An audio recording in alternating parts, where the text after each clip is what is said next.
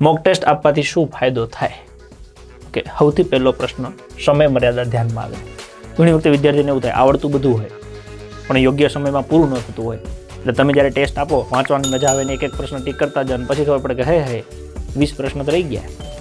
તો એ સમય મર્યાદા ધ્યાનમાં આવે એ સૌથી મોટો કી પોઈન્ટ છે પાસ થવા માટેનો. ઓકે, એક મોક ટેસ્ટમાંથી એ ફાયદો થાય કે તમારે પહેલી ટેસ્ટ આપીને એવું બન્યું કે તમારે 60 મિનિટમાં 70 પ્રશ્ન જ અટેમ્પ થયા. તો બીજી વખતે તમે થોડી ઉતાવળ કરો, 70માંથી 80, 80માંથી 90, 90માંથી છેલ્લે 100માંથી 100 અટેમ્પ કરતાં તમે પહોંચી શકો.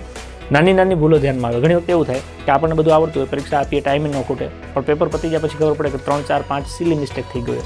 હાવ આમ એકદમ નાખી દેવા જેવી. તો એ નાની નાની ભૂલો જેના લીધે 2-3 માર્ક્સ પરીક્ષામાં કપાઈ જાય છે અને એના લીધે 2-3 માર્ક્સ રહી જવાય છે. તો એ ભૂલો પહેલાંથી ખબર પડી જાય તો પરીક્ષામાં ન થાય.